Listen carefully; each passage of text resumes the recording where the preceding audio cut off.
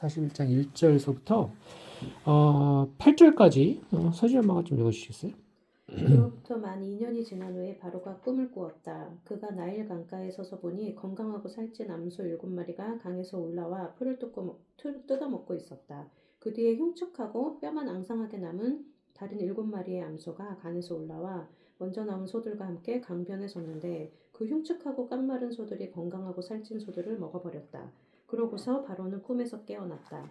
그는 다시 잠에 들어 두 번째 꿈을 꾸었는데 줄기 하나에 무성하고 알찬 7 이삭이 나오고 그 후에 사막의 바람에 말라붙어 쭉정이가 된 다른 7 이삭이 그 줄기에서 나와 먼저 나온 무성하고 알찬 7 이삭을 삼켜버렸다.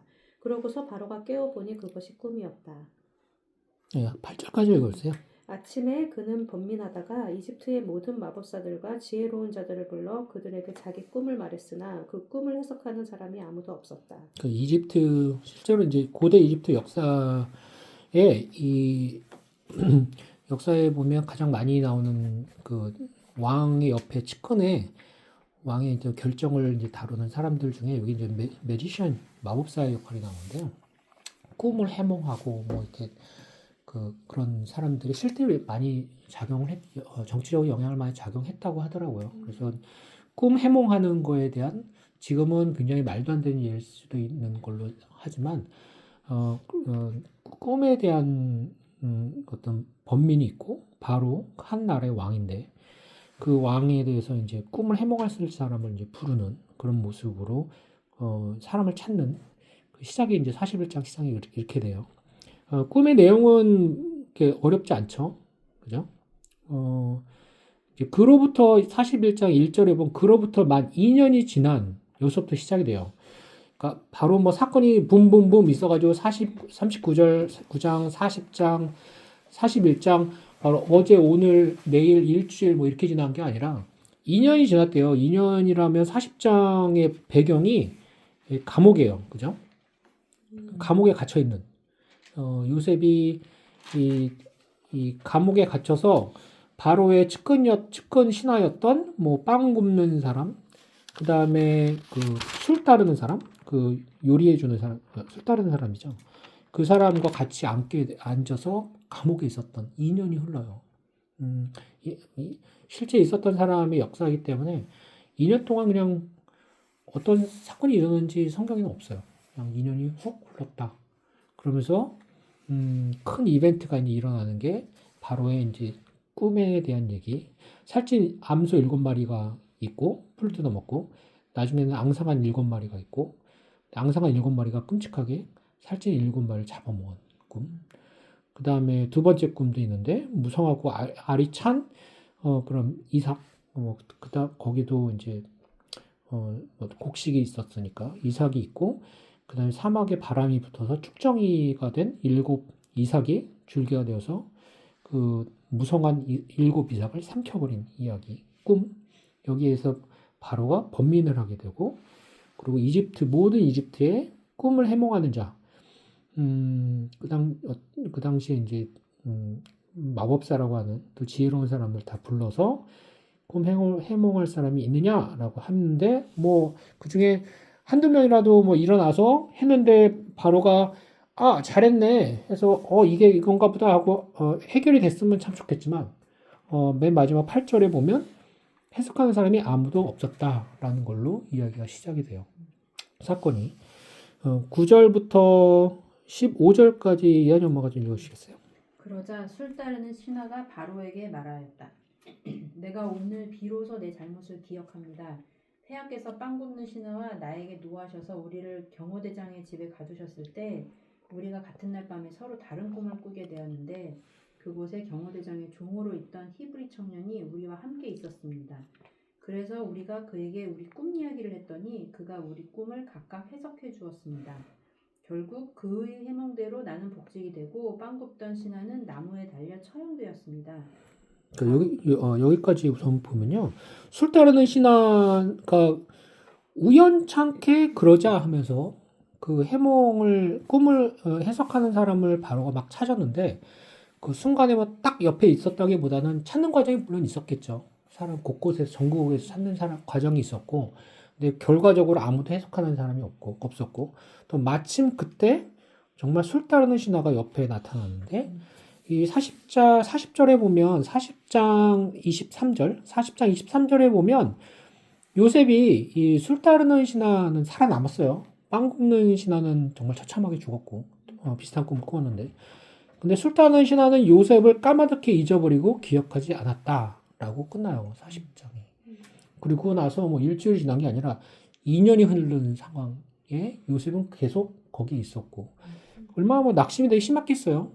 거기에 어떤 한 줄의 희망을 갖고 술 따르는 신하에게 제발 나를 기억해 달라라고 했는데 까맣게 잊고 있었는데, 정말 2년이 지난 순간인데도 술 따르는 신하가 9절에 오늘 비로소 내 잘못을 기억합니다 라고 하면서 이 히브리 청년, 자기의 꿈을 해석했던 히브리 청년을 기억해서 마침 또 바로 옆에서 그 얘기를 꺼내는 그런 장면이 이제 연출이 돼요.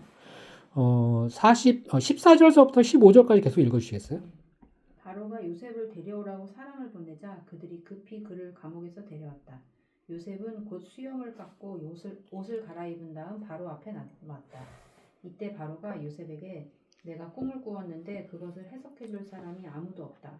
그러나 나는 네가 꿈을 잘 해석한다는 말을 들었다 하고 말하였다. 이 바로가 그러니까 한 나라의 왕이에요. 우리 뭐 옛날에 역사 대하 드라마 뭐 역사 같은 걸 보면 한 나라의 왕인데 3000년 전에 고대 이집트는 그 동네 유럽, 중앙아시아, 뭐 유럽, 아시아, 중동, 뭐 이제 아프리카 통틀어서 가장 강한 왕국이었거든요.